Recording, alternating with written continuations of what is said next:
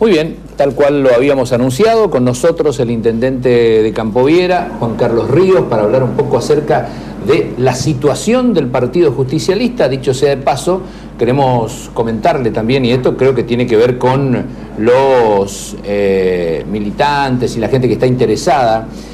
Viajó hasta la ciudad de Buenos Aires Ramón Velázquez, concejal. Claro, quiere decir que de alguna manera es producto de la toma del partido. De la toma del partido. A partir de eso, ¿no? Que continúa todavía hasta este momento. Velázquez se convirtió en una especie de referente después de ser convocado por quienes militantes tomaron el partido. Convocaron a varios dirigentes. Velázquez se sumó a esa iniciativa y encabezó una comitiva que fue a Buenos Aires. Una comitiva que fue a Buenos Aires, que se reunió con Juan Carlos Sereno, me dice director general de análisis político de la Presidencia de la Nación.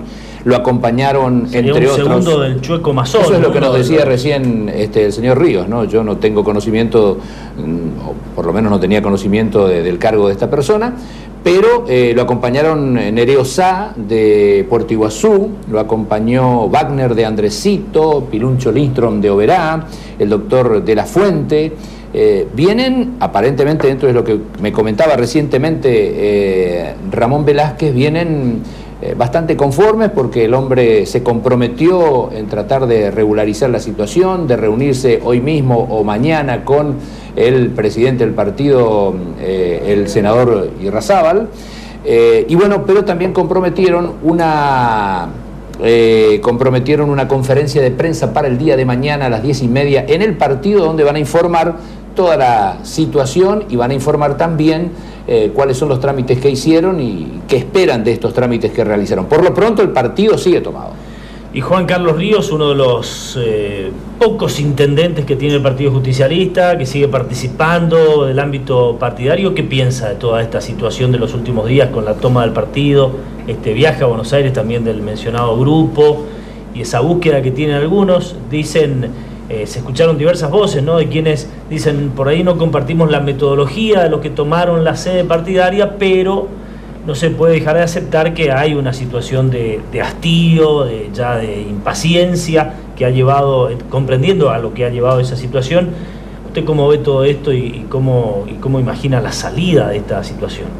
Bueno, la verdad que creo que el sentido común dice que es lamentable, ¿no es cierto?, que estemos en esta situación, en esta puja, en un momento en donde el Partido Justicialista lo necesita a todo el peronismo con grandeza y tratando de dejar intereses sectarios y personales, ¿no es cierto?, en búsqueda de un común acuerdo que le permita lograr armar una alternativa para esta legislativa, en virtud de que en todas estas discusiones en estos años que se vino dando de no poder llegar a las internas y tener ya una conducción legitimada por el voto popular y definida para poder trabajar desde el punto de vista electoral, y que sumado a eso, ¿no es cierto?, nuevamente ahora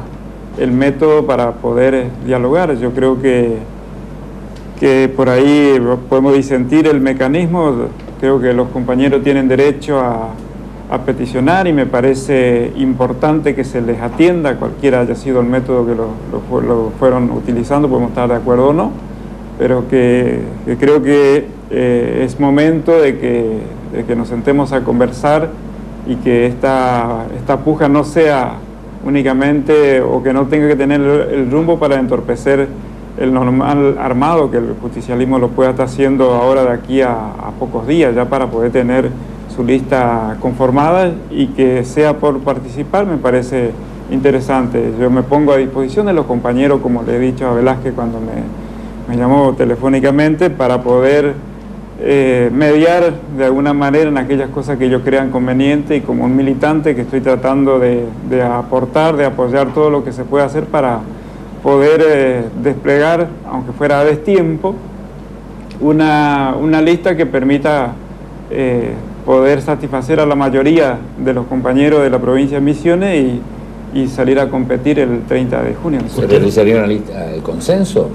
¿Eso es lo que pretenden? En principio ya los tiempos no permiten para mayores discusiones. Me parece que en este caso había que buscar, yo en el caso personal había propuesto de que salgamos a trabajar en todos los departamentos y que cada departamento trate de aportar su idea, también que aporte sus pretensiones y que a través de allí salgan los distintos candidatos, que vamos a tratar de salir en lo inmediato, en el transcurso de esta semana. Seguramente estarán el cronograma que lo vamos a estar haciendo para poder ver qué dicen los compañeros y cómo estamos en cada uno de los departamentos. Ahora, esta gente que tomó el partido, lo que se escuchó, dicen, es que el PJ se abra, que llame nuevamente a todas las partes, aquellos que inclusive han armado otros frentes, como Unión Popular, Julia Perier, se podría decir Benigno Gómez, el propio Ramón Velázquez. A llamar nuevamente a todos y tratar de lograr un ámbito de unidad de mayor representatividad y envergadura de lo que estaba terminando siendo el Frente para la Victoria. ¿Repensar esto es posible? Yo no tengo los tiempos ni tampoco soy la autoridad partidaria, pero de todas maneras quien conoce mi pensamiento es de la apertura, de la generosidad y de que participen la mayor cantidad de compañeros posibles y que se termine la puja de los cuestionamientos, porque indudablemente eso no le hace nada bien al partido para la convocatoria. Me parece que debemos medir la capacidad y propuesta dentro del propio justicialismo, que de alguna manera se debe este debate internamente y que lamentablemente no se pudo dar en todos estos tiempos que hemos hecho la puja. Se vino pero de todas maneras me parece que estamos a tiempo y yo estoy totalmente de acuerdo de que se pueda, todo lo que se pueda repensar y rearmar siempre y cuando los tiempos legales permita y que sea lo más dinámico posible para que podamos tener el punto de acuerdo y el armado lo más inmediato posible. Si bien ustedes venían reclamando esta apertura desde hace algún tiempo, nos consta que en este mismo programa estuvo con nosotros acá acompañado por el intendente de 25 de mayo, Lindemann, digamos, es preocupante que se haya tenido que llegar a este punto extremo, ¿no?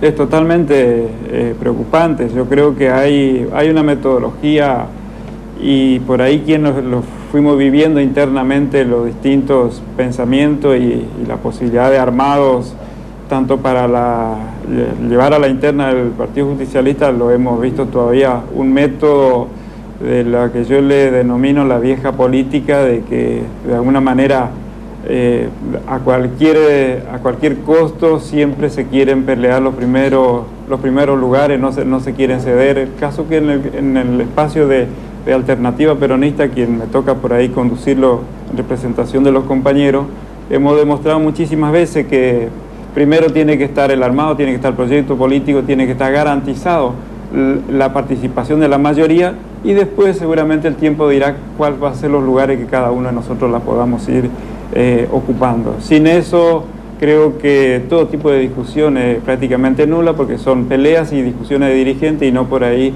de militantes y de la sociedad que participe, ¿no? ¿Ríos podría encabezar lista de candidatos a diputados o es un impedimento esto que tiene todavía mandato como intendente? ¿Por qué suena fuerte la posibilidad de que usted sea uno de los referentes de la lista?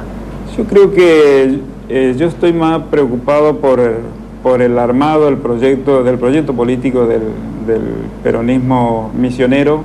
Yo creo que acá tiene que haber un rápido armado y una reestructuración inmediata del Partido Justicialista que permita instalarse como una alternativa inmediata para estas legislativas que son importantísimas para la provincia de Misiones, inmediatamente proyectarse para el 2015, que son a 2 años, ya lo vamos a tener en la vereda, ¿no es cierto?, para poder proyectarse. Yo creo que las candidaturas van a salir seguramente del armado y del pensamiento de la mayoría. Quien le habla nunca vino a militar ni estar participando dentro de las distintas discusiones de los armados en búsqueda de un posicionamiento en ninguna lista ni detrás de ningún cargo, sino pero si se lo comprometido siempre con la sociedad para poder aportar lo máximo, que lo tenemos que hacer quienes tenemos de alguna manera responsabilidad dirigencial en este sistema democrático. Sí, si se lo peticiona, si le insisten que encabece, ¿lo descarta o deja abierta la posibilidad de acuerdo a las necesidades? Yo creo que va a pasar por la decisión de la mayoría de los compañeros. Yo tengo 2 años y medio de mandato todavía, tengo responsabilidad ante mi comunidad. Las pretensiones hoy dentro de la puja partidaria no son justamente buscar ese posicionamiento.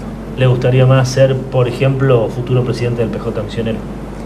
Y creo que eso naturalmente va a aparecer del trabajo, así que tampoco no quiero utilizar los términos que en la mayoría de la expresión dirigencial aparece como que voy a participar si yo soy tal cosa. Me parece que quien le habla viene de una continuidad de gestiones y de llegar al cargo sin haber pujado con las pretensiones de ser intendente, sino de haber sido propulsado con la propuesta de su pueblo y llegar justamente con esos métodos. Yo creo que los posicionamientos y las candidaturas es una cuestión natural.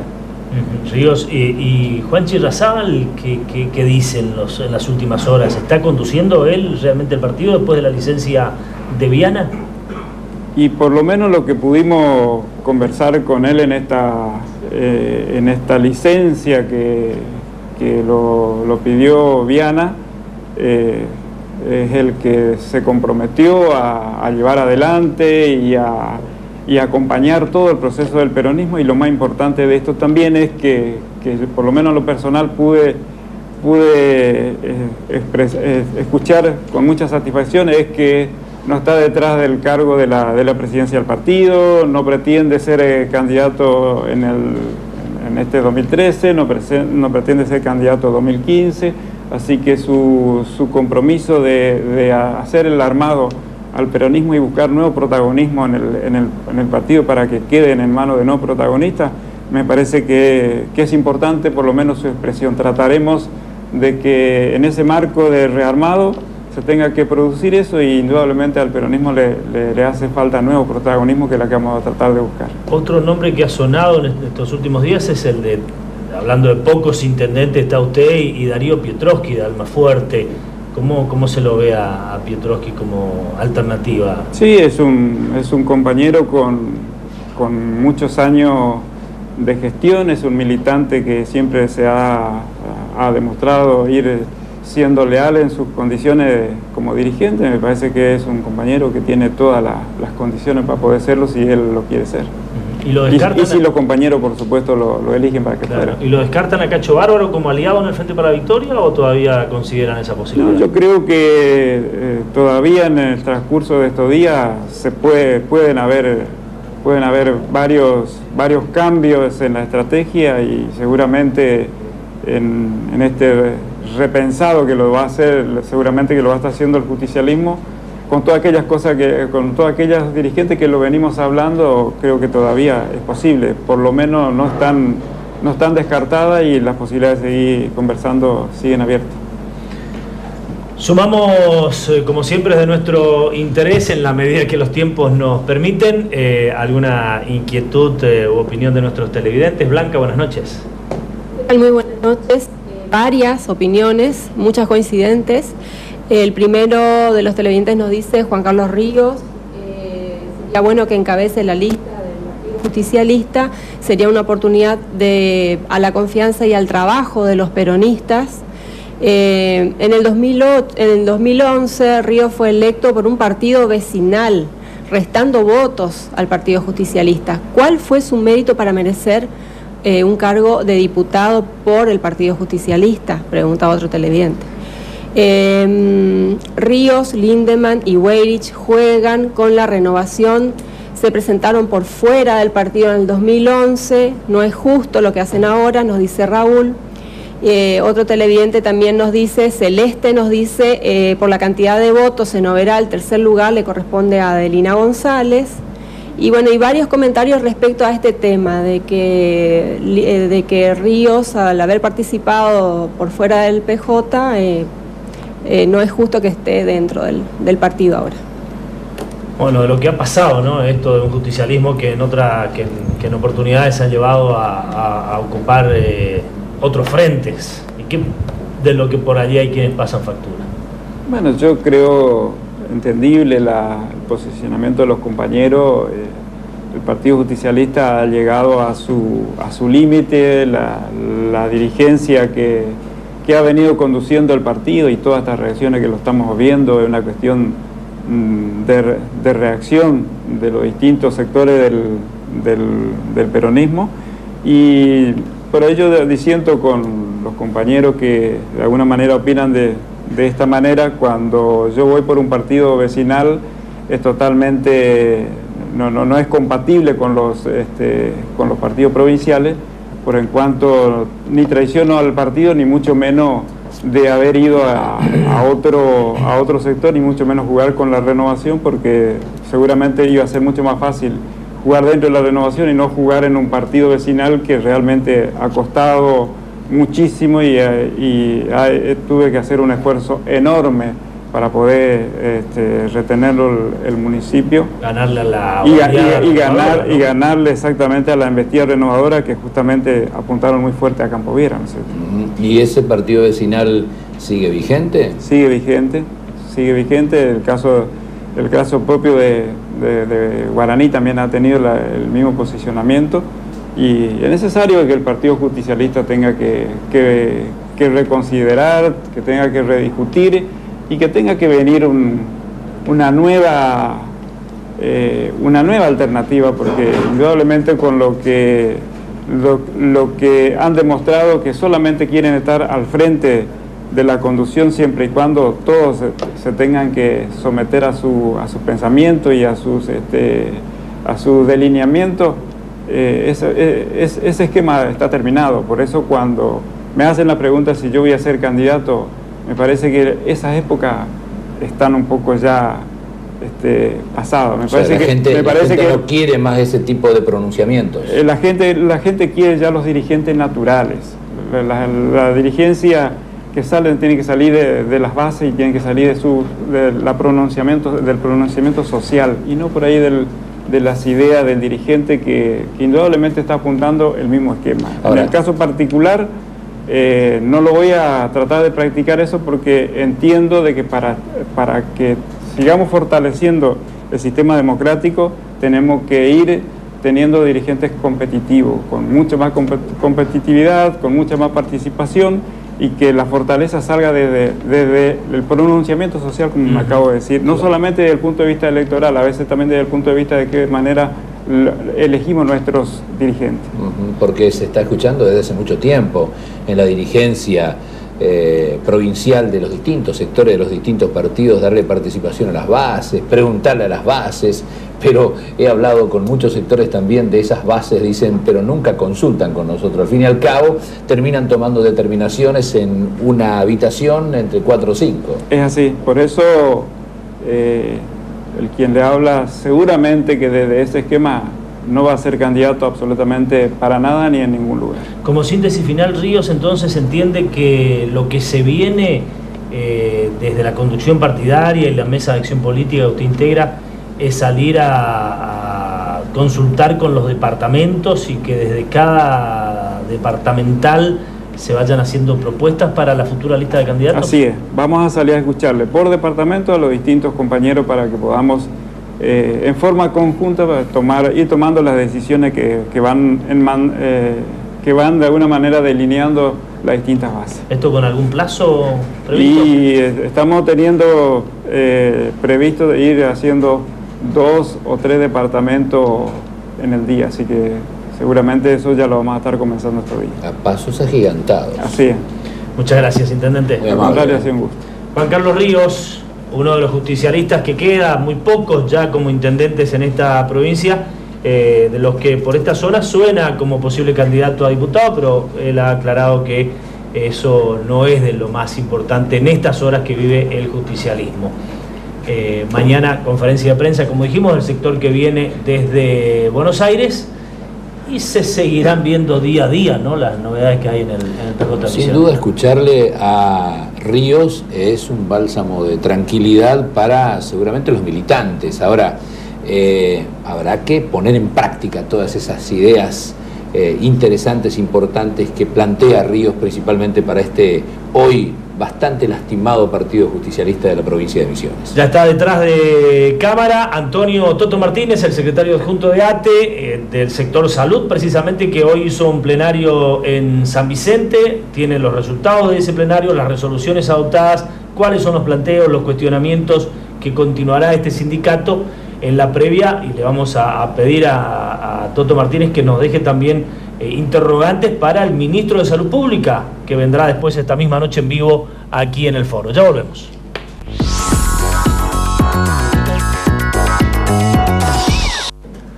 Bueno, y estamos con Antonio Toto Martínez, secretario adjunto de ATE, hombre del sector salud, ¿no? Que es el que en estos últimos tiempos está realizando algunas medidas de fuerza, aunque dicen que ya con el sector dividido, con algunos del Alto Paraná y de otras localidades que acordaron con el gobierno. Hoy tuvieron un plenario provincial en la localidad de San Vicente. ¿Cómo se realizó el mismo? ¿Cómo fue el trámite y las conclusiones o el resultado de ese plenario? Claro, hay que dividir en tres cosas. La jornada provincial de salud, nosotros tenemos una jornada que convocamos a todos los trabajadores, junto a los delegados y miembro de comisión que pertenece al área de salud, para debatir y analizar la propuesta que era de la parte del Ministerio de Salud Pública, ¿no? O sea, esto se hizo en el marco de esta jornada provincial, ¿no? Que aproximadamente un 65% de todos los hospitales de la provincia participaron en esa jornada, ¿no? ¿La gente de la zona norte estuvo? No. No estuvieron. No. En ese marco se debatió, se analizó cada una de las propuestas que el ministro ha enviado al Consejo Directivo Provincial, y lo que sí voy a poner en claro que hay un Consejo Directivo Provincial que es el responsable político de la organización en la provincia de Misiones, más allá de que hay 4 seccionales: la seccional de Puerto Iguazú, la seccional de El Dorado, la seccional de Oberá y una nueva seccional en San Vicente que está por ser tener su jerarquía como seccional, ¿no? Que ya está con sus 5 municipios, ¿no? Y en esto nosotros somos muy democráticos, porque los trabajadores hacen asamblea en su sector, debaten sus posiciones, hacen acta de asamblea y firman. Y eso faxean a las seccionales, y las seccionales al Consejo Directivo Provincial, de la cual también hay un plenario provincial después de la jornada que se discute todas las cuestiones y a partir de ahí salen las acciones. Y nosotros, como Consejo Directivo, por supuesto, comunicamos a la patronal o al Ministerio de Trabajo de la provincia como el Ministerio de Trabajo de la Nación. Es el mecanismo, ¿no? Sí, así funciona. Así funciona. Pero somos muy democráticos. Pero hoy, ¿cómo se trató el tema y qué se resolvió? Bueno, para el que entienda primero la primera pregunta. La primera pregunta es por qué algunas seccionales, no sé si hicieron un acuerdo. Yo no he visto el acta del Dorado, ¿no? A mí nunca el ministro me dijo, este es el acta. Lo que sí yo he visto el ministro que nos entregó una nota donde le entregó a El Dorado, donde él le dio las propuestas y los compañeros recibieron. Hicieron una asamblea en su sector, en los hospitales de su sector, y como tiene autonomía política para decir o continuar o suspender la medida, lo puede hacer como seccional. Pero el Consejo Directivo Provincial de las 4 seccionales, si en un plenario se flexibiliza o se suspende la medida, significa que a partir de ahí el Ministerio de Salud Pública tiene que convocar al Consejo Directivo Provincial para acordar en la acta si están de acuerdo los trabajadores con el aumento que propone el Ministerio de Salud Pública. No fue así. Entonces, por lo tanto, el área que hoy discutió, analizó, está disconforme, no alcanza el 24% en 2 cuotas. Es más, 100 pesos es al básico. Vamos a mostrar en la cámara, si es tan amable. 100 pesos al básico. Y voy a mostrar, 100 pesos de la categoría D2, de 706 va a ir a 806 pesos. 100 pesos. O sea que el 24%, de ese 24, el 15, vamos a decir, en el básico, no satisface a los trabajadores, ¿no? ¿Por qué acepta la seccional del Alto Paraná, la del Dorado, que había cortado ruta, inclusive parecía de las duras? Yo tengo entendido que no es que aceptaron, han flexibilizado su medida, eso sí. Pero el único órgano que puede acordar con el Ministerio de Salud Pública es el Consejo Directivo Provincial, ¿no? Más allá que habrán flexibilizado. Yo tuve oportunidad de hablar con Ramón Ariste y con Alejandro Carvalho, y ellos incluso casi exultantes junto de la seccional del Dorado y también perteneciente a la CTA, ¿no?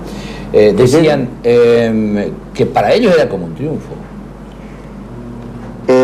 Vuelvo a decir, como ATE es tan democrático y en realidad nosotros respetamos el voto de los trabajadores, seguramente, y tengo entendido que fue así, de que los afiliados del sector del hospital de San Miguel del Dorado han tomado y analizado su propuesta y han flexibilizado su medida. El Dorado, Mado, lo que no tiene la autoridad, claro, lo que no tiene la autoridad es decir, ustedes no pueden hacer paro porque nosotros acordamos.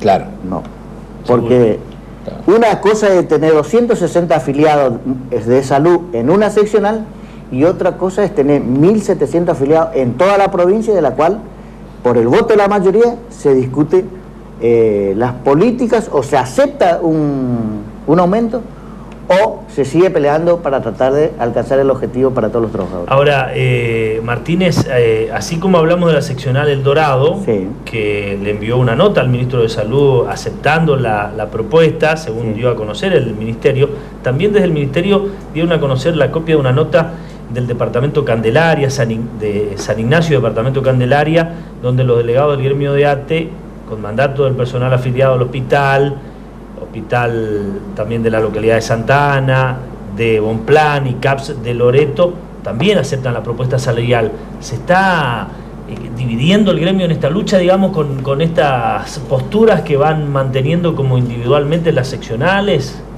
No, yo creo que dividiendo no, porque el sindicato es la misma. Una sola ATE no se divide. Puede ser que haya opiniones distintas, sí. Tengo entendido que es así, por lo que usted lee. Pero yo no veo que esa nota fue al Ministerio de Salud Pública. Ahí están firmados, pero no es la primera vez que yo veo, ¿no? Porque ahí no dice, lo dice el ministro. Me parece que no. No, es como un comunicado. Un comunicado, puede ser un comunicado. Y estos mismos compañeros estuvieron en el plenario, en la jornada provincial de salud, de la cual ahí se vota por mayoría y minoría. Acá no hay quién impone. Ahí se discute y se vota las medidas, las acciones, y realmente se analiza la propuesta de cada una de las cuales. Pero hay una cosa que quiero decir claramente. Cuando nosotros nos reunimos con el ministro de Salud Pública, en la primera propuesta, o sea, para la segunda, a nosotros nos planteó, ¿no es cierto?, en 3 cuotas. Una era el 15% para mayo, el 4% para julio y el 3% para septiembre, octubre, ¿no? De la cual nosotros hemos enviado en todos los hospitales y se hizo la asamblea, por supuesto se rechazó de plano, y en ese marco se hizo una medida de 48 horas, de la cual se hizo varias acciones, y en ese marco también la seccional de Oberá, sus 18 hospitales, han resuelto continuar con la medida prácticamente toda la semana y hasta el día de la fecha. Exacto. Nosotros hemos analizado también la situación de Oberá y ellos mañana van a hacer una asamblea y lo que decidan la asamblea bien democrática son lo que van a decir o continúa la medida o seguramente flexibilizaremos por 2 o 3 días y el lunes sí estamos parando en toda la provincia de Misiones porque se rechaza la propuesta del 24%. Ya se tomó esa determinación. Eso ya está determinado. Ajá. ¿Y cómo fue la votación? Porque dicen que también fue muy dividida, muy pareja y que había sido exigua la diferencia que se impuso. No, la medida de hacer el día lunes, no, fue unanimidad. Por unanimidad. Sí, por unanimidad. Paro y movilización, sí, y acción en el lugar de la provincia. ¿Eso va a ser exclusivamente el lunes o se extendería? El lunes. Ahora, y las extensiones, lo único que determina son la asamblea de los compañeros que están en el sector ese día. Y por supuesto nosotros comunicamos a todos los que desean la parte patronal, ¿no? Ahora, ¿cómo queda esto? Por ejemplo, sigo pensando en la seccional del Dorado, digamos, en aquella zona, en la zona norte. ¿Cómo queda si esta gente se demostró que estaba de acuerdo, digamos, con la propuesta enviada por el ministro? No me preocupa cómo quedan. A mí... Ellos por seccional pueden resolver distinto, digamos, no es que me preocupa, ni siquiera lo resuelve. El problema es que nadie va a decir no quiere agarrar unos pesos más. Seguramente vamos a quedar contentos si ganamos más, ¿no? Claro, seguro. Eso es así. Pero por supuesto, el ministro ha dicho ya en los medios que esa es la última oferta, digamos. Mira, yo creo que la opinión del ministro, nosotros vamos a seguir haciendo en el marco de lo que vemos que la situación inflacionaria nos queda poco en el bolsillo también. El tema de tener un aumento como corresponde. Venimos de hace 2 años que estamos perdiendo un 4% en una paritaria provincial que siempre dice el 1 de mayo el gobernador, que no es cierto. El año pasado perdimos el 4%, también era un aumento que tuvimos retrasado un mes. Este año ellos pone como propuesta un 15% para abril y un 9% para julio. Nosotros tampoco decimos que no está mal. Ahora, es insuficiente y no alcanza. La verdad que un trabajador promedio, de acuerdo a lo que tenemos ahora, de 3.000 y pico pesos, yo siempre me pregunto y le digo también a los mismos intendentes o los mismos funcionarios, ¿cuánto tenemos que trabajar, cuánto tenemos que ganar nosotros para hacer estudiar nuestros hijos en la facultad? Con 3.000 pesos, si 2.000 pesos nos lleva entre alquilar, darle pasaje, comer a un chico. Entonces en este país no podemos nosotros, los empleados públicos, podemos hacerle estudiar a nuestros hijos. Claro. Entonces estamos mal. Y además, el costo de la canasta hoy es de 7.967 del mes pasado, quiere decir que estamos pasando los 8.000 pesos. Ahora, mirando también el análisis de los nacionales, PAMI, un trabajo de PAMI, tiene un básico de 6.400 pesos, de la 12 a la 24, pero la 12 gana 9.000 y la 24 gana 24.000. Entonces, un PSA que es de INTA gana entre 12 y 13.000 pesos. Entonces todos los nacionales superan los 10.000 pesos en la categoría baja. Ahora nosotros en la provincia de Misiones, ¿por qué estamos enquistados solamente en ganar muy poco salario para que nuestras hijas sean esclavos de vuelta? Entonces no tiene, yo creo que definitivamente lo que discutimos y vemos y que nos pasa por nuestra análisis en millones y millones de presupuestos, pero ahora la verdad, el 62% de los compañeros están esclavizados en los bancos. Ahora, Martínez, esa metodología de lucha que ustedes tienen parece ser el gremio más combativo, de los más combativos en la provincia, ¿no los lleva por allí a romper el diálogo? Porque lo que bien veo en esas notas de la gente de la seccional del Dorado y esto del departamento Candelaria, San Ignacio, es que también le aclaran, aceptan el incremento del 24%, fraccionado 15% en el corriente mes de abril y 9% en julio, pero ambos sectores en el párrafo final dicen solicitamos además dejar abierta y continuar con la mesa de diálogo. Nosotros nunca rechazamos ninguna discusión con ningún funcionario. Al contrario, yo le diría que de los 7 ministros que actúan dentro de la administración pública, nosotros, y tengo que reconocer que el ministro de Salud Pública siempre nos ha recibido. Ahora, yo con solamente recibir y no tener respuesta hacia los trabajadores, me parece que, así como te dice que somos combativos, somos bien democráticos, pero muy respetuosos también. Además, yo digo, ATE nunca fue a agredir a ningún funcionario. Al contrario, nosotros somos capaces de respetar, pero también somos capaces de seguir luchando y peleando para que el día de mañana tengamos por lo menos una jubilación como corresponde. Ahora dice usted, se abre el diálogo, pero no hay mucha respuesta. Por supuesto, porque si analizamos el presupuesto tanto de la provincia como en cada ministerio, ha crecido un 32%. Ahora nuestro sueldo no va a crecer el 32%. Ahí está la pregunta. Usted habla de respetar a las partes, ¿no? En Oberá por estos días y con muchos cuestionamientos de la gente, hay personal de ATE en la puerta del hospital que está impidiendo el ingreso. En los primeros días, hasta que actuó la justicia y la policía, inclusive con pancartas, cubrían la zona de admisión y no permitían que la gente pudiera ingresar a los profesionales que sí resuelven trabajar. Eso no parece muy legítimo de manifestar, porque ya atenta contra otros derechos de la gente que necesita de la atención de su salud. Nosotros somos parte de la comunidad, no somos ajenos a la comunidad. somos vecinos y respetamos, siempre. ATE respetó la urgencia y emergencia, no va a decir que no atendían. Sí, pero en además, el consultorio donde puede además haber que yo el jueves y el viernes estuve en Oberá, normalmente se atendía todo lo que es emergencia y urgencia. Nunca se dejó de no atender. Y esto es en los hospitales, porque nosotros cuando enviamos una nota al Ministerio de Trabajo siempre decimos que respetamos todo lo que sea emergencia y urgencia. Pero además yo digo... Pero eso sí, no, el consultorio donde puede haber médicos que sí quieran atender. Ya, bueno, y seguramente que atienden. Sí, yo creo que una manifiestan puerta sola. que Yo había creo que el gente. Ministerio Salud Pública o ningún hospital tiene una puerta sola. Que hay un televidente que en el Facebook nos escribe, Miguel Ramón Taborda se llama. Sí. Tony, quiero que le preguntes a tu invitado por qué no se pueden tomar medidas con la gente que sigue de paro en esa micro Oberá, o van a seguir molestando a la gente todo el año como viene ocurriendo en los últimos tiempos. Y yo creo que este vecino, antes y está buena la pregunta, porque en realidad la respuesta es esa tenía que hacerle al gobierno de la provincia que tenga una política realmente de salud con buen sueldo de 8.000, 9.000 pesos a una enfermera, un camillero, un chofer, una ambulancia, porque realmente, y vieron claramente que hace poco se hizo una medida en la red de ambulancias. ¿Por qué? Porque de 4 meses de movilidad no le pagaban, ahora el viernes salió porque después de 2 medidas recién salieron la plata. O sea que hay una burocracia administrativa también que le van dejando sin situación a los compañeros. Y en ese marco yo también quiero hablar porque los compañeros trabajadores de la ruina de San Ignacio no están cobrando los tickets y tampoco están cobrando lo que son monotributistas. Y además digo esto, es grave lo que está pasando porque en la ruina entró, en la fiesta de la ruina, la fiesta esta última, Semana Santa, más de 17.000 turistas, y están entrando entre 48 y 50 colectivos por día.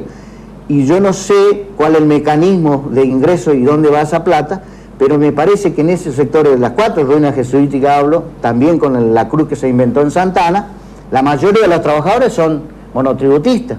No tiene aguinaldo, no tiene vacación, no tiene obra social y no tiene futuro, porque en realidad con 2.700 pesos no creo que mande a estudiar a sus hijos en una secundaria, menos en una terciaria. A eso apuntamos nosotros. Por eso muchas veces somos muy democráticos y usted dice, somos combativos. No es que somos tan combativos, lo que pasa es que exigimos nuestro derecho porque vemos la situación en toda la provincia que por ahí nos quieren tener como esclavos. Y nosotros creemos que con estos 200 años de provincialización y nacionalización de la Argentina y tanta riqueza y vemos tanta plata que por ahí se va tan rápido al exterior, también nosotros queremos que se acumule esa plata. Porque digo, el engranaje más caras a cada pueblo, ¿quién es? El empleado público. De todos los empleados públicos.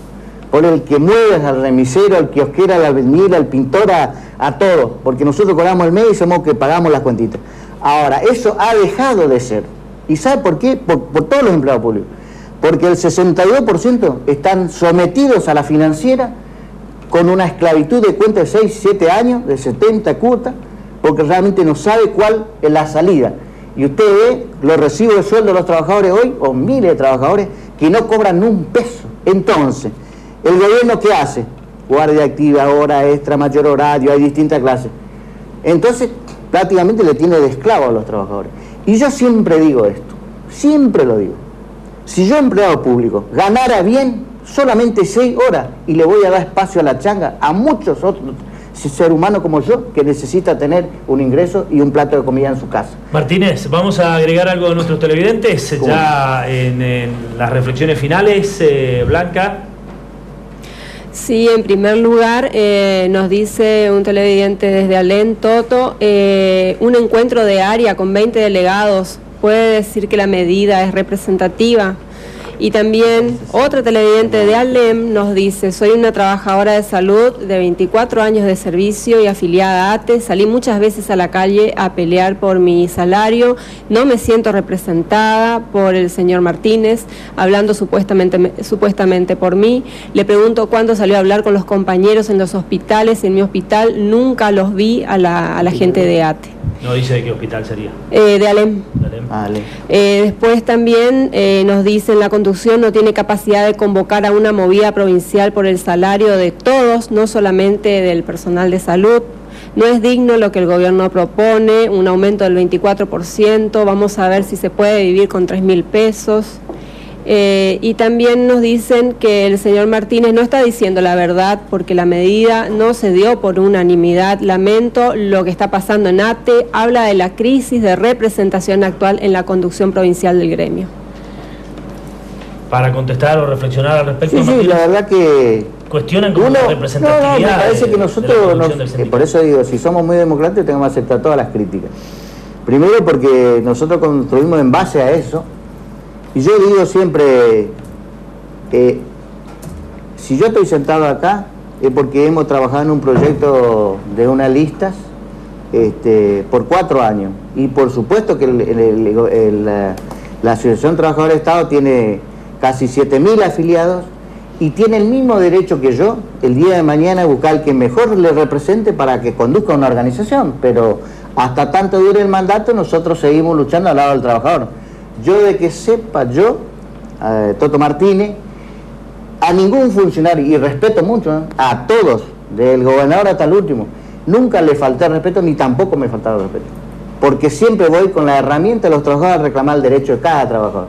Por la dignidad del 82% móvil, queremos tener una buena jubilación, queremos trabajar realmente con todos los insumos, estructuras que nos corresponde. A veces el tema de trabajar en los hospitales, y yo que soy empleado de salud pública lo sé perfectamente, cuando vos, y recorriendo los hospitales, a mí por ahí me llama la atención cuando por ahí los compañeros dicen, uno no se va. Yo hace 15 años estoy en la organización. Si los compañeros no quieren que yo esté, seguro no me votarían más. Está bien. Porque somos democráticos. Sí, por último, Martínez, va a estar el ministro de Salud después en este mismo programa. ¿Qué quisiera que le digamos o le preguntemos especialmente al ministro Herrera Wad? Y miren, nosotros realmente queremos exigir al ministro que tengamos un aumento del 35% del 1 de enero. El presupuesto está vigente el 1 de enero. Queremos que nos blanquee realmente los 3 decretos que nos faltan, ¿no? Porque en realidad eso es lo que piden los trabajadores. No se ¿Cuáles son los decretos? Y ya en el recibo eso lo tengo, ya le digo. Son 3 decretos. ¿Eso en el ámbito de la salud que están faltando? Sí, esto, 1, 2, 3. Sí. 1170 y 2 decretos. Entonces eso es lo que realmente... Pero yo creo que tenemos esperanza y tenemos fuerza para seguir peleando por más. Porque explico lo siguiente. Un trabajador que se ha jubilado el año pasado en la salud pública, hoy está cobrando 1.400 pesos de jubilación.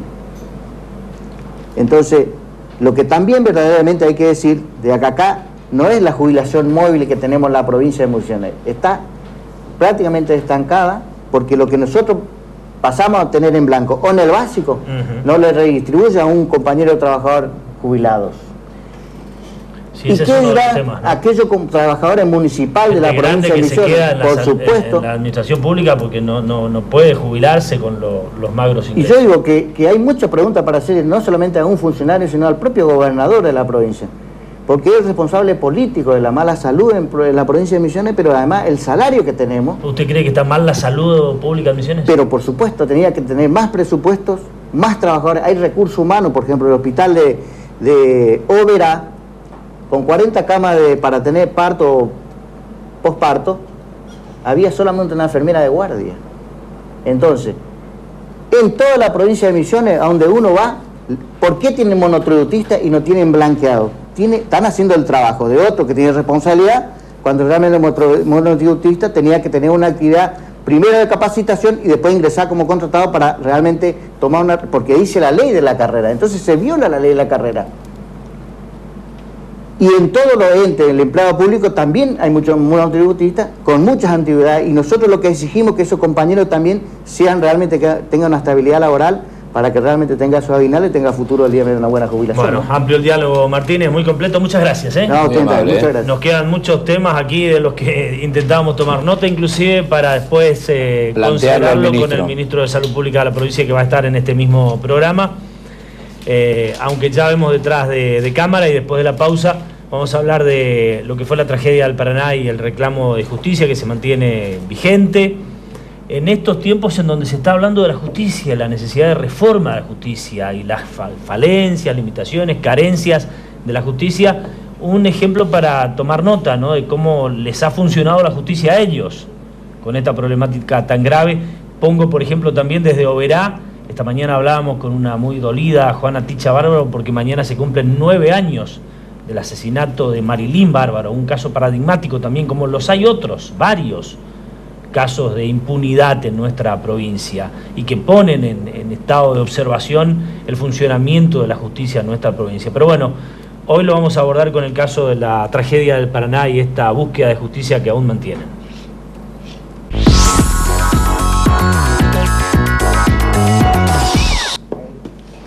Siguen sonando los ecos, las consecuencias y sobre todo el reclamo de justicia después de la denominada tragedia del Paraná, que enlutó más allá del deporte a la comunidad misionera en su conjunto y golpeó en el escenario nacional, ¿no?, considerado el hecho trágico más importante de la historia del deporte de nuestra provincia. Y a partir de allí un reclamo que sigue de justicia y que vale por allí tratarlo puntualmente en el contexto de una búsqueda de justicia que se dice del orden nacional, hay que reformularla, y en eso hay mucha gente que está de acuerdo en la necesidad de cambios. Después ya habrá otro debate en cuanto a qué cambios se pretenden y en el fondo qué es realmente lo que se pretende a través de esos cambios, pero lo cierto es que la justicia es un tema que los misioneros deberíamos tenerlo más en agenda y buscando exigirle más a ese poder público. Yo decía, y hago hincapié también en la invitación que esta mañana me transmitía Juana Ticha Bárbaro, mañana se cumplen 9 años del asesinato de Marilyn Bárbaro en Oberá, y va a haber una concentración en la que se invita a la comunidad a las 19:30 horas en el Centro Cívico Obereño para también realizar una marcha, insistiendo con un reclamo de justicia ya de 9 años.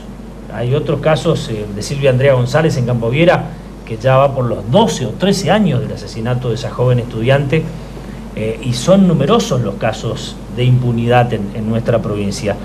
Ustedes, Luis Solé Macés y Nicolás Ruseski, familiares de víctimas de la tragedia del Paraná, ¿cómo ven a nuestra justicia? Buenas noches.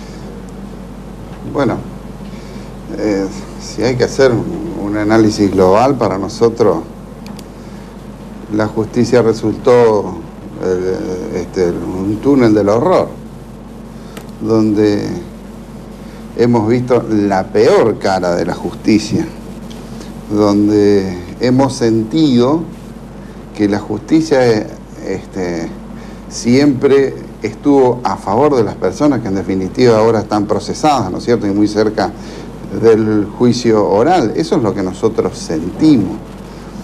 También hubo, dentro de esta penosa marcha, primero, para que la gente entienda, sobre todo en este programa lo deben estar mirando mucha gente relacionada con la justicia. Fíjense a donde nosotros estuvimos. Estuvimos en la justicia de Paraguay, en la provincial, en la federal, en la Suprema Corte de Justicia de la Nación. Y dentro de la justicia federal estuvimos en todas las instancias, en la instrucción, en la Cámara Federal Local y en la Cámara Federal Nacional. Un poco con una comparación por el absurdo, decíamos entre nosotros, nos falta solamente llegar al Tribunal de Penas de la Liga Posadeña, ¿no es cierto?, en este absurdo total, y creo que hemos recorrido todas las instancias. Eso se logró con una voluntad permanente de sostenernos en el reclamo y tratando de salvar los permanentes escollos dilatorios que nos pusieron. Así que trato de alguna manera de contestarle su pregunta, no sé si la pude contestar. Sí, es lo que se viene charlando y lo que escuchamos constantemente de ustedes. Y ante esta situación, Nicolás, ¿qué se hace más allá de los reclamos, de las manifestaciones? ¿Qué se piensa? ¿Cómo se avanza ante esto? Y es una cuestión de levantarse día a día, sacar fuerzas de donde no hay apelar a la creatividad, al ingenio y también un poco meterse dentro de la forma de pensar de estas personas que en cierta manera nos van poniendo palos en las ruedas y van dificultando el avance de algo que por derecho nos corresponde, no solamente como posadeños, misioneros, como argentinos, sino como seres humanos, porque la justicia es un derecho que creo que debería de ser natural.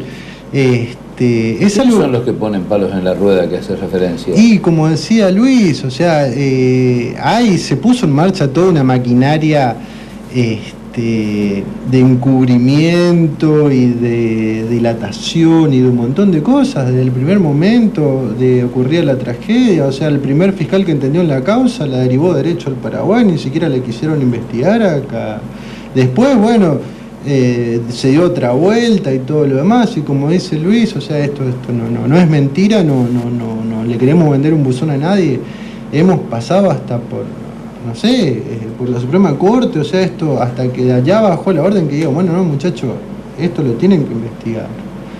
Es decir, escollos, palos en la rueda, los ha llevado a que ustedes tengan que estar permanentemente en la vía pública manifestándose para que esto no se olvide, no quede en el olvido. No quede en cajones. Y no solamente en la vía pública, nosotros en la vía pública, en donde podamos, en el boca a boca, y siempre agradecidos a los medios, porque los medios desde un principio siempre se mostraron a nuestra disposición y nos han en cierta manera alivianado el camino, ¿no es cierto? Nos han emparejado un poco, porque si esto no hubiese sido por los medios, por el apoyo de la prensa visual, radial, escrita, esto no hubiese seguido, o sea, hubiese seguido adelante, pero no estaríamos hoy en otra instancia. Yo creo de que la pudimos mover un poco y llegamos hasta donde llegamos con el apoyo de gente como ustedes. ¿Y dónde están hoy actualmente? ¿Cuál es la situación, Luis, de la causa, el expediente? ¿Cómo está la situación? Es muy avanzada. Hay 2 procesados firmes, que son el prefecto Lescano y Alfonso, que de alguna manera la justicia decidió centralizar, ¿no es cierto?, las responsabilidades en esas 2 personas, uno por la organización y otro por el encargado del mecanismo de seguridad. Y se agotaron todas las vías y por ahí no estamos entendiendo por qué no llega a juicio oral. Bueno, nuestros abogados están detrás del tema, pero creo que es inminente la llegada a un juicio oral. Pero para que la gente por ahí no piense que muchas veces se dice, nos pusieron escollos, palos en las ruedas y no se entiende de qué estamos hablando. Exacto. Una sola actuación, podríamos decir, ¿vale? La fiscal Susana Graciela Conte. Cuando cae el juzgado federal, el mismo día del desastre, manda a una secretaria, o sea, no a un funcionario, no un magistrado, y dice que ni siquiera se inicie sumario interno porque correspondía a Paraguay. Prefectura salió de su propia sede con un plantel y vino con 10 menos. 2 estaban desesperadamente luchando por la vida en terapia intensiva, que gracias a Dios pudieron recuperarse. 8 nunca más se recuperaron. Pero cuando comienza a dar vueltas, termina en la mano del federal, cuando la propia justicia provincial, la fiscal Espinato, bloquea la causa, la fiscal Graciela Susana Costa hace un dictamen trucho. ¿Qué quiere decir trucho? Dijo que ese día, en el momento de la largada, el accidente o que el desastre ocurrió a 1500 metros de la largada, después de alrededor de 15 minutos de nado. Un fuerte viento sur, ese día el viento era norte, arrastró un grupo de nadadores y de acompañantes a unas barcazas ancladas a la costa de Paraguay. Las barcazas no estaban ancladas a la costa de Paraguay, sino que estaban en aguas de jurisdicción argentina, y nadie les probó lo contrario. Creó un escenario falso, un poco más sitúa el desastre en la Plaza de Armas de Encarnación, de tal manera de que la jurisdicción nunca pase por Argentina. Posteriormente, eso generó que vayamos a la Suprema Corte de Justicia. La Suprema Corte de Justicia en pocos meses resuelve, manda el expediente y le dice a la justicia provincial, siguen investigando. hasta que un tiempito después dice, en definitiva, la jurisdicción es del juez federal Chávez porque el hecho ocurrió en aguas interjurisdiccionales, están involucrados argentinos, estuvo involucrada la Fuerza Federal, por lo tanto tiene que ser. ¿Qué hace la fiscal Susana Graciela Costa? Se guarda el expediente 6 meses más y cuando logramos que lo mueva, renuncia a la causa. Sí.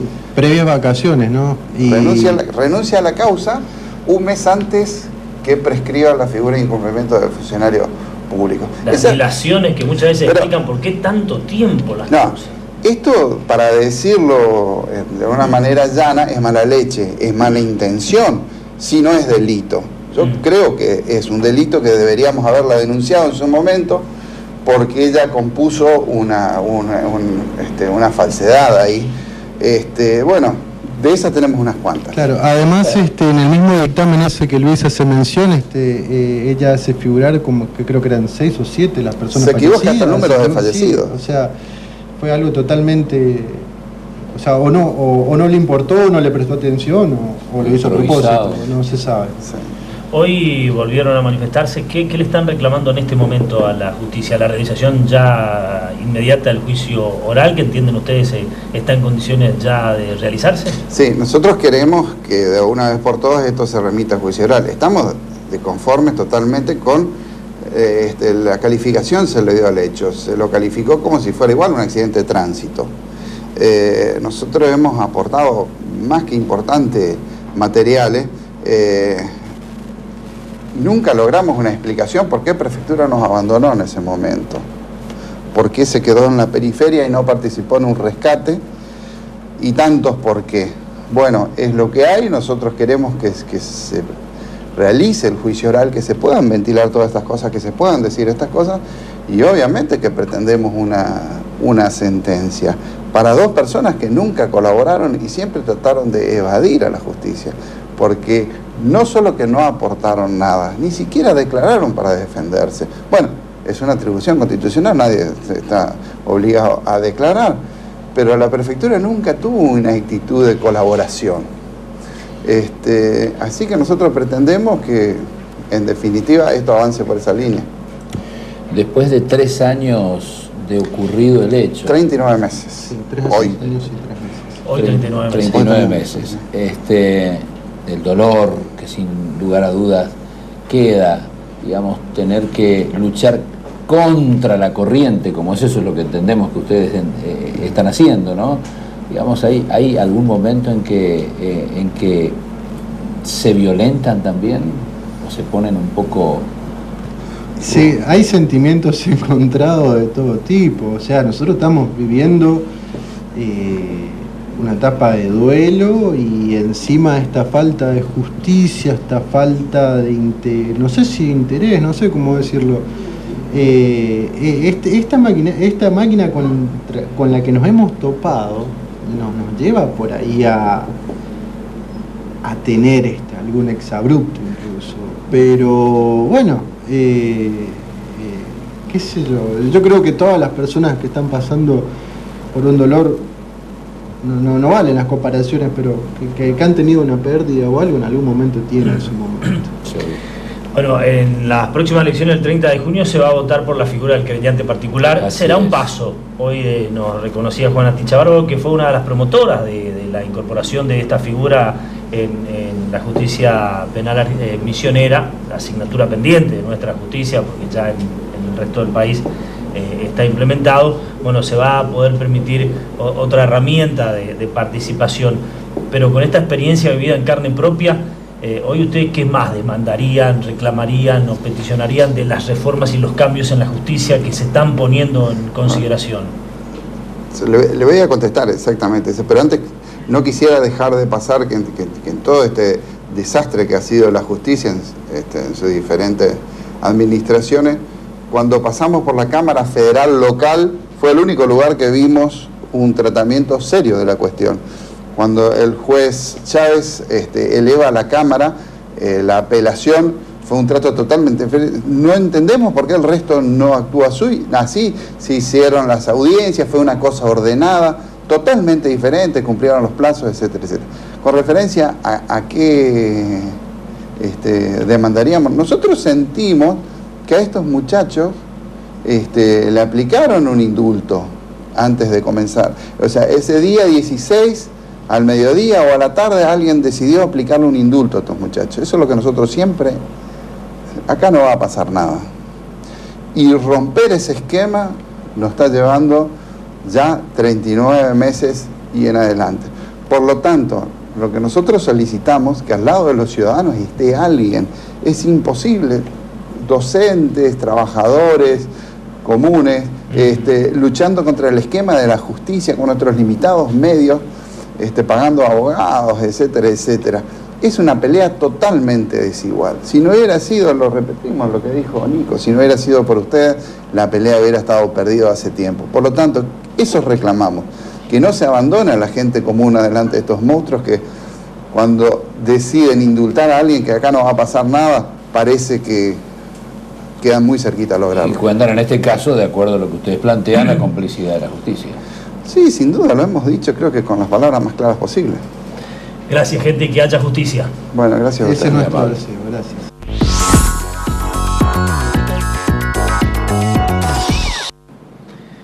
Bueno, y el radicalismo que sigue envuelto en una interna aún indefinida.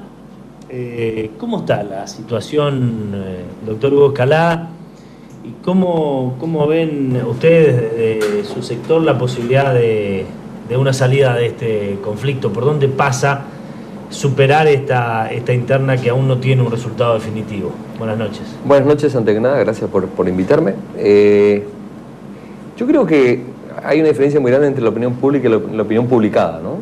Lo que se dice hasta estas alturas es que este tema está trancado porque hay una presentación de un par de listas. Sí. Y esto no es así, digo. La interna radical está con serio riesgo de quedar sin lista porque la Junta Electoral no hizo lo que tenía que haber hecho.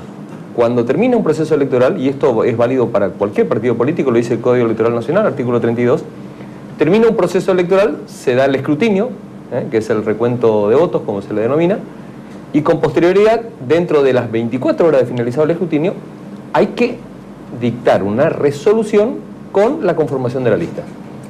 Sobre esa resolución, el que se considera agraviado apela. No hay resolución. Nunca hubo resolución. La Junta Electoral del partido jamás emitió una resolución con la lista.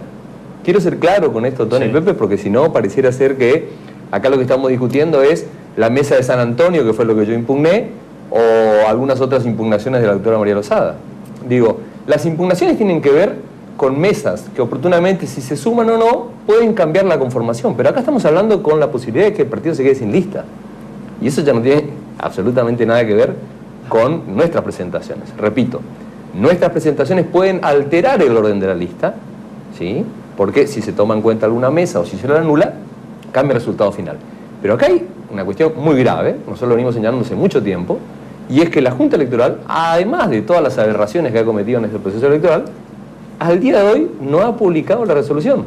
Están esperando lo que dice la justicia para publicar. Digo, vas al artículo 32 del Código Electoral Nacional, o vas al artículo 114 y 115 de nuestra Carta Orgánica, y es claro, tienen 24 horas para emitir una resolución con cómo quedó conformado. O sea, la Junta Electoral tenía que haber dicho, para nosotros, para la Junta, dado el recuento de votos, la lista queda de esta manera. Después, el que se considera agraviado, que no está de acuerdo, apela. Al día de hoy, no hay lista. ¿Y no puede ser subsanado de alguna manera este grosero error? Bajo ningún punto de vista. La única manera es que se dicte una resolución predatada, que se pongan de acuerdo todas las líneas y que se haga una resolución con fecha anterior, en donde todos están de acuerdo y eso quede como definitivo. ¿Y no hay ninguna posibilidad de que ocurra eso? Yo no sé si eso puede ocurrir o no, pero yo estoy señalando un error garrafal de la Junta Electoral. Digo, ¿no hay ninguna posibilidad de que se junten todas las listas? A ver, Pepe, para realizar esas tareas. En política siempre hay posibilidades. Quien cree que en política no existe una posibilidad no debería ser política. Siempre existe una posibilidad. Ahora, ¿no te parece que en un proceso tan gravoso como este, a muy poco tiempo del vencimiento de los plazos, el presidente del partido tendría que estar? Hace 2 semanas que no sesiona el Comité de Provincia. Hace 2 semanas que no sesiona el Comité de Provincia justamente en una instancia como tan esta. Dura, tan difícil. el presidente no está, yo no sé directamente dónde está, porque hablando con miembros del comité me dicen que pedido de licencia autorizado por el comité no hay. Habría viajado, dicen. Habría viajado. Sí, pues la semana pasada estuvo Ricardo Meili, vicepresidente, que dijo que había reunido a las partes. Hizo una reunión, pero no se reunió el comité de provincia. Ricardo Meili, por su propia iniciativa, convocó a los distintos candidatos para ver si había voluntad de destrabar esto. Quiero ser claro con esto, voluntad de destrabar hay, pero vos necesitas un referente. Digo, alguien conduce este partido. Tenemos un proceso absolutamente anómalo que, además de las impugnaciones que, repito, ya a esta altura son cuestiones menores, impugnar la mesa de San Antonio, impugnar otras mesas puede alterar el resultado, pero bajo ningún punto de vista debería dejarte sin lista.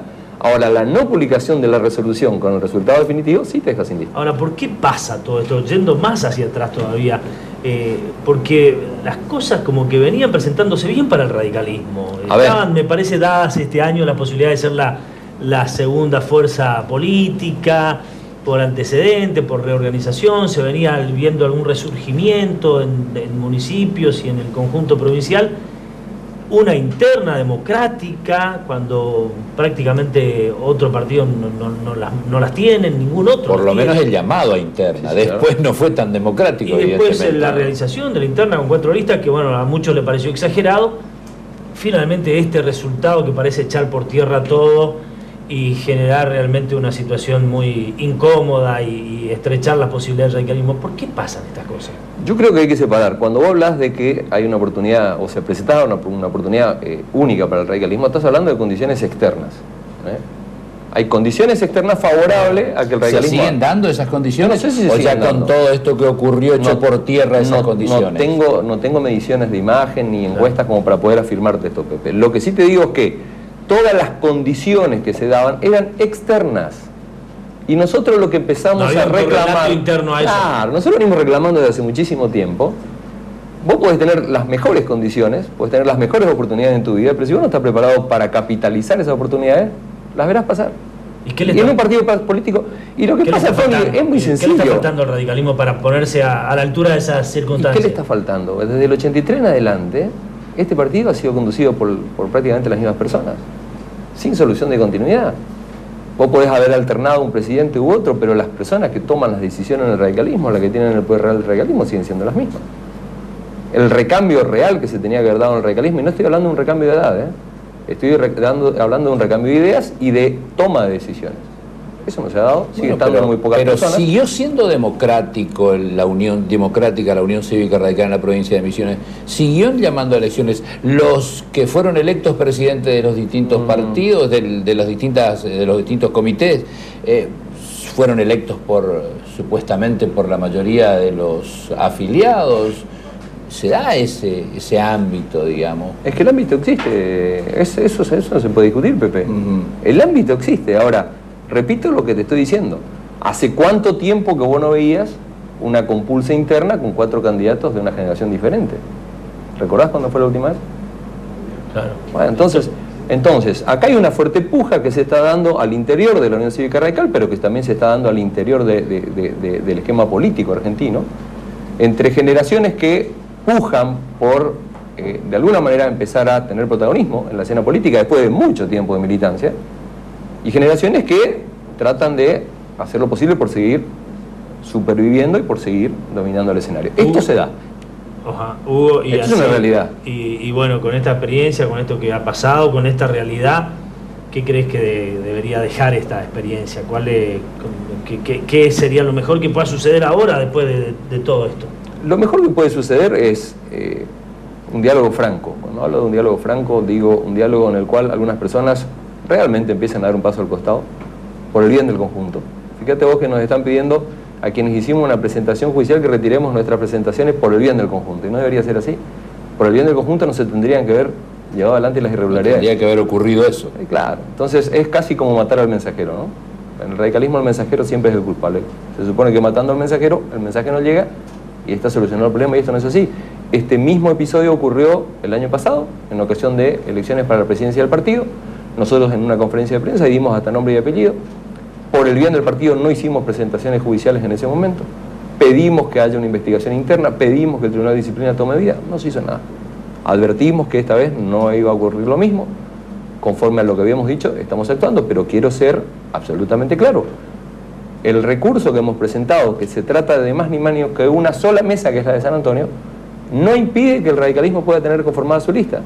Sí lo va a impedir este gran problema que estamos teniendo ahora y que, creo yo, más allá de lo que yo le estoy contando a ustedes ahora, nadie lo ha tocado. Bueno, ¿y qué están proponiendo ustedes? Nosotros lo que estamos proponiendo es un diálogo, pero un diálogo sin ningún tipo de chicanas. Creemos que la Unión Cívica Radical sigue teniendo una fuerte oportunidad, pero esa oportunidad tiene que venir de la mano de un sinceramiento. Un sinceramiento interno se va a notar hacia afuera. Si maquillamos la cuestión, como se ha hecho muchas veces, podrá salirse de la coyuntura, pero las cuestiones se perpetúan y siguen impidiendo que el radicalismo... Yo lo digo y lo repito 1000 veces, la provincia tiene cada vez más radicales y la Unión Cívica Radical está cada vez peor. Nadie puede dudar que la renovación está sostenida sobre el voto de radicales. Cuando ves la mayoría de los municipios, los intendentes son de extracción radical, el gobernador es de extracción radical, la mayoría de los votos radicales, el radicalismo es más que la Unión Cívica Radical, ¿no? Hay muchos radicales en la provincia que siguen siendo radicales, que siguen de alguna manera sosteniendo los principios radicales, pero que no votan a la Unión Cívica Radical, ¿no? Parecería ser una paradoja y no lo es. Y ante las elecciones del 30 de junio, la incertidumbre sigue. Yo creo que la justicia en las próximas semanas tiene que pronunciar un veredicto en cuanto a cuál de los dos jueces es competente. Nacional, claro, la Corte Suprema tiene que decidir. Determinar. Esto es claro, competente es la provincia. ¿Por qué el juez provincial declaró su incompetencia? Es un tema que... Y a partir de la decisión que adopte, teniendo en cuenta ese hilo de sucesión, la justicia provincial entonces sobre la interna... Nosotros vamos a respetar absolutamente, Tony, lo que diga la justicia. Ubique en el lugar que ubique y arme, digamos, el combo que prefiere armar la justicia, ¿no? Nosotros eso ya lo hemos dicho. Para nosotros todos los candidatos, Gustavo González, Germán Bordón, María Lozada y quien te habla, somos de una generación nueva y entonces estamos interesados en que esto prospere. Ahora, si los tiempos de la justicia no se verifican, pues habrá que llamar a un diálogo, pero un diálogo verdadero, en donde algunas personas... que perfectamente saben quiénes son, tienen que empezar a ensayar un paso al costado. No estoy pidiendo que se vayan, no estoy pidiendo tirarlos por la ventana, pero estoy pidiendo gestos de empezar a decir, muchachos, si ustedes han militado, si los votos de ustedes están porque estuvieron en las urnas, es hora de que ustedes también empiecen a tomar decisiones. Clarito. Gracias, Hugo. Gracias a ustedes. Muy amable. Muchas gracias. Vamos a ver, todavía se espera por la definición de la justicia, pero si se demora... Escalada hacía una propuesta de lo que debería ser como un plan B en el radicalismo para poder ir en unidad y con posibilidades queda muy poco tiempo. A las elecciones. Queda muy poco tiempo.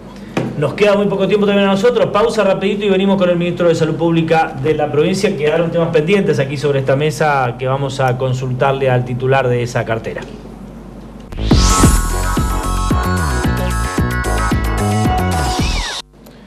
Bueno, tuvimos en un bloque anterior al secretario adjunto de ATE reflexionando sobre el reclamo que ese sector resolvió en una jornada provincial de salud hoy en San Vicente.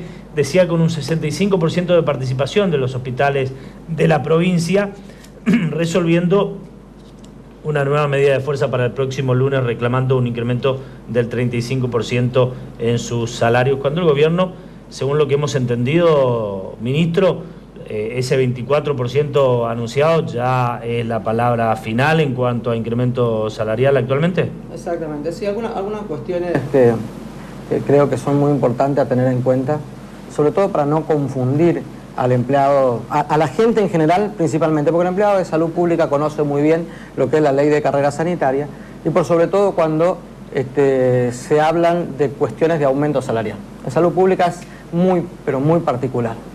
Y en esto voy a hacer algunas aclaraciones puntuales para que ustedes tomen nota y vayamos viendo cómo se desarrolla un sueldo de salud pública. Primero que nada, todas las cuestiones salariales las he manejado personalmente como ministro y la mayoría las hago en forma manuscrita, las escribo yo, excepto la última que la hicimos en forma escrita por computadora y la hemos enviado. Por lo tanto, toda otra nota que no tenga la firma del ministro, se trata de ensayos de trabajo que se hacen dentro del ministerio, de que muchas veces nosotros, no dudo de estas cuestiones gremiales en que se filtra una documentación, un papel, pero no significa que son cuestiones cerradas. ¿Y a qué me refiero con esto? Me refiero con esto a que acá se muestra y se dice que el empleado de salud pública va a recibir 100 pesos en el básico. Sí. Cosa que no es real. Ya le digo, no es real. A ver. ¿Por qué? Porque nosotros cuando hicimos la propuesta y dijimos que íbamos a ir avanzando con un 24%, que es la pauta oficial del Ministerio de Salud Pública a través del gobierno de la provincia de Misiones para el año 2013, dijimos en una última propuesta que el 15% iba a ser liquidado en lo que respecta a los sueldos del mes de abril y el restante porcentaje, que es el 9%, en lo que respecta a los sueldos del mes de julio. Y pusimos que porcentaje de ese aumento va al básico y otro porcentaje va como remunerativo. Por lo tanto, la salud pública, desde que soy ministro, nunca puso nada en otro lugar que no sea al básico y remunerativo. Es decir, en blanco. En blanco. Esta es la primera cuestión que hay que tener en cuenta. Y otra cosa que también no aclara el secretario general o adjunto, es que ese porcentaje es del neto repartido en estas dos partes. ¿Me explico? Significa que si yo cobré 100 pesos en el mes de marzo, voy a cobrar al final de la pauta salarial, con el sueldo del mes de julio, 124 pesos. O sea, no es por ahí como él lo explica en un medio de comunicación de hoy, donde dice que el porcentaje está sacado con respecto al básico. Sí, así lo tengo acá también. No es así. Es del neto repartido un porcentaje al básico y otro porcentaje al remunerativo. Y explico esto porque nosotros a la categoría más baja de salud pública, que es la categoría de 2, y esto, yo quiero explicar esto muy claro porque no se trata solo de ATE. Nosotros, un porcentaje muy importante de nuestros trabajadores de salud pública están nucleados al gremio UPCN, con quien también tenemos un diálogo y conversamos puntualmente todas las cuestiones salariales, y también con otras jurisdicciones, y también con quienes no están nucleados en ninguno de los gremios, porque hay que respetar a todo el empleado de salud pública. Eso creo que es la premisa más importante, respetar a todos. Entonces, cuando nosotros comenzamos con la categoría más baja, a las cuales le vamos a colocar, que es la categoría D2, 150 pesos al básico, se hace multiplicador en un 10% por cada categoría que tiene el empleado de salud pública. El empleado categoría D2 en salud pública no ingresa hace por lo menos 6 años, porque el categoría D2 es aquel que no tiene ni siquiera la primaria, que era antes cuando se incorporaban. Ahora salud pública exige secundaria completa. Hay un mínimo porcentaje. Hay un mínimo porcentaje. Hay un porcentaje que aclararle bien a la gente, que va a recibir no 100 pesos como dice, porque vuelvo a repetir, no dudo, y en esto tengo que dar fe del buen diálogo que tiene el señor Martínez con salud pública, pero seguramente le han dado una hoja de los ensayos que nosotros venimos haciendo en cómo íbamos a ir dando las pautas. Ahora, esto sí, después se habló con UPCN, se habló con las otras delegaciones de ATE que han aceptado esto, donde nos dijeron, bien, aceptamos el 24, pero vamos a discutir cuánto al básico. Y se sentaron en la mesa de la discusión, cosa que no tuvimos con ellos, debido a que estaban, en el caso de Oberá, tomándonos un hospital, y nosotros en medida de fuerza esas características no vamos a dialogar, en el caso de Posadas cortando una ruta, y en esas medidas de fuerza nosotros no vamos a dialogar. Nosotros vamos a dialogar en paz, y fundamentalmente cuando se generan estas cuestiones de diálogo bilateral que le hemos tenido constantemente. Por eso del diálogo nos parece interesante, y en otras oportunidades lo hemos reivindicado como una necesidad. El conflicto policial, que fue de los más fuertes de nuestra provincia, terminó en una mesa de diálogo que se mantiene y parece como un camino acertado. Exacto. Y yo quiero que inclusive acordaron con usted en el final de esa aceptación, dicen mantener la mesa de diálogo. Perfecto. Es así porque hay muchas cuestiones que discutir en salud pública. Y en esto yo voy a ser claro. Si un categoría B2 hoy tiene un básico de 706 pesos, pasa a tener un básico de 856 pesos. Y un básico que arrastra absolutamente todo, ustedes sabemos lo multiplicador que es. Pero, por ejemplo, un categoría B2, hablemos de un secundario completo, pasa de un básico de 1.137,42 a un básico de 1.379, o sea, no es 100 pesos. Eso quiero aclararle bien. Y un A1 con dedicación exclusiva, hablemos de un médico full time, hablemos de un bioquímico full time, de un farmacéutico full time, pasa de un básico de 1.665,30 a un básico de 2.018,99. O sea, cada vez que la carrera sanitaria va teniendo, que el empleado de salud pública va creciendo o va ascendiendo en la carrera sanitaria, estos números se van dando. Hablando de básico, ¿no? Y hablando de básico. Yendo al sueldo de bolsillo, ¿qué se está ganando hoy en la salud pública? Y más o menos para que tengamos una idea, vuelvo a repetir, un categoría B2 pasaría con más o menos entre 12 años de antigüedad, vamos a tomar algo promedio, ni muy joven ni muy antiguo, estamos hablando de un B2 de 3.729,91, a cumplir la pauta salarial pasaría a cobrar 4.622,61. O sea, serían más o menos 894 pesos con 70 de incremento salarial en toda la pauta. Esto también se ve reflejado en las guardias profesionales y en las horas técnicas que van de la mano con la cuestión que tiene que ver con la pauta salarial de salud pública. Por eso creemos que es muy importante, es un impacto que supera los 5 o 6 millones con este 15% a la masa salarial de salud pública. Salud pública ya ha dado en el mes de diciembre muestras de una recomposición importante, en este caso con el adicional de riesgo. El adicional de riesgo era un adicional que estaba puesto en una categoría que no tenía movilidad, hoy se puso también en un porcentaje importante en la categoría C1. Así que quiero más que nada aclarar esta cuestión salarial para que todos tengan una pauta de que no se trata de que pusimos 100 pesos y eso, no. Esto es multiplicador, salud pública tiene una grilla y esa grilla se va a respetar de acuerdo, comenzando con 150 a la categoría más baja y de allí multiplicando hasta la categoría más alta. Sigo pensando que ese 4.600, me puse a pensar la ecuación, ¿no? Y de que un trabajador de 12 años, de haber hecho secundaria completa, de tener cierta instrucción, estoy cobrando 4.600 pesos. Bueno, pero esto estamos hablando de sin ningún tipo de carga en absoluto, ¿eh? Estamos hablando de un así, libre. Solamente en este caso que salud pública tiene descongelada la antigüedad. Eso también es otra cosa que... Uno de los planteos que hacía hace un rato Martínez es el de la jubilación, que dice que está más estancada, que no tiene la misma movilidad. Salud pública tiene descongelada. Los recursos humanos inclusive llevan a que haya gente que esté con mucha edad trabajando sin jubilarse, precisamente porque la jubilación... Habló de 1.400 pesos. Bien, ahí, bueno, eso hay que, vuelvo a repetir, ahí hay que sacarlo en base a los... Vuelvo a repetir, salud pública no tiene, excepto algunos decretos que son de orden provincial, ningún decreto que corresponda a salud pública en negro, ¿sí? Primero. Segundo, lo que tiene que ver con respecto a los recursos humanos. Nosotros el año pasado hemos recategorizado cerca de 550 agentes en salud pública. Hemos incorporado, y me acuerdo muy bien porque estuvimos en esta mesa y una de las preguntas que me hacía el foro era la cuestión de los contratos sin relación de dependencia. Nosotros este año hemos contratado 420 agentes que estaban sin relación de dependencia, lo hemos pasado a la relación de dependencia del Estado y seguimos con un programa de incorporación de recursos humanos que tiene estas características.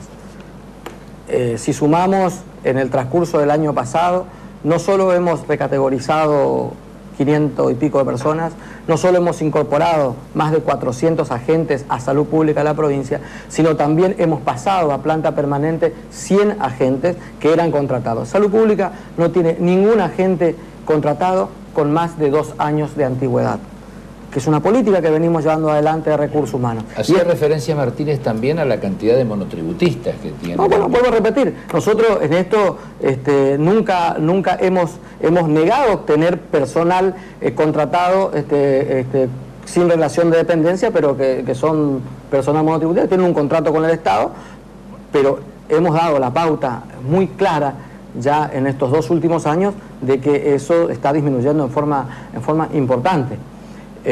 Por eso creo que hay que valorar estas cuestiones que tienen que ver con la salud, que va de la mano con todos los indicadores de salud, van de la mano. Y vuelvo a repetir, yo no me voy a fijar exclusivamente en un gremio, yo me voy a fijar en todos los empleados de salud pública, todos los agentes de salud pública, que la política de Estado es para llevar adelante para el 1.200.000 misioneros. ¿Cómo está la demanda de enfermeros? Porque en Oberá, por ejemplo, se hace mucho hincapié, escucho mucho a la dirigente sindical Claudia Cusco reiterar que que es realmente muy limitada la cantidad de enfermeros. Hoy mencionó Martínez también de una enfermera por 40 camas en la Sí, nosotros, bueno, en esto también venimos avanzando. El plan de incorporación de recursos humanos de enfermería se está dando de acuerdo a la cantidad de enfermeros que tenemos, comenzando con las enfermeras universitarias, comenzando primero con las licenciadas en enfermería, a quienes hemos este año dado la posibilidad de que puedan ser agentes con dedicación exclusiva al Estado provincial, como a uno con dedicación exclusiva.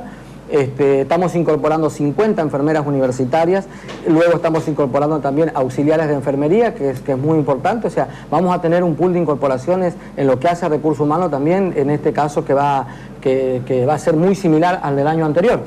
Y en esto también, acuérdense que tenemos la incorporación de prácticamente 300 promotores de salud como agentes sanitarios en el transcurso de este año, que se están haciendo todas las documentaciones pertinentes para que esos promotores de salud comiencen como agente contratado con relación de dependencia al Estado provincial. Porque este es el tema de esta noche, ¿no? En el diálogo con usted, porque muchas veces dicen, sí, acá hay un hospital en Posadas de primer mundo, tecnología está robotizada. Esta dirigente a la que mencionaba Verá, Claudia Cusco, siempre dice, sí, son grandes estructuras, grandes edificios, grandes cáscaras, pero adentro el recurso humano todavía sigue siendo limitado. Nosotros tenemos vuelvo a repetir, una fuerte política de recursos humanos. Nosotros no negamos que faltan enfermeras, pero seguro que no. Pero también estamos con un programa de incorporación que nos parece que es extremadamente importante. Incorporar el año pasado 50 médicos con dedicación exclusiva y 30 médicos con dedicación exclusiva este año. Estamos hablando de, en menos de un año, vamos a incorporar cerca de 80 médicos al Estado provincial con dedicación exclusiva. Eso me parece que es muy importante, es muy importante. También estamos incorporando con dedicación exclusiva a bioquímicos, estamos incorporando también a enfermeros licenciados en enfermería con dedicación exclusiva, que va a ser muy importante también en los hospitales de alta complejidad y que está en proceso, eso lo estamos haciendo.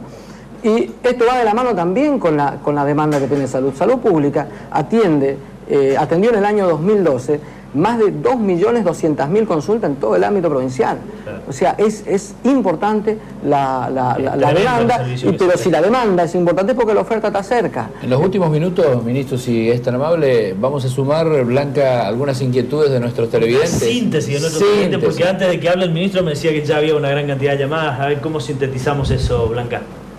Sí, en primer lugar, una sugerencia, estaría bueno que el ministro otorgue la posibilidad de profesionalizar en forma gratuita al recurso humano de los distintos hospitales de la provincia, así como lo hace el ingeniero Rovira en la legislatura, nos dice Clara.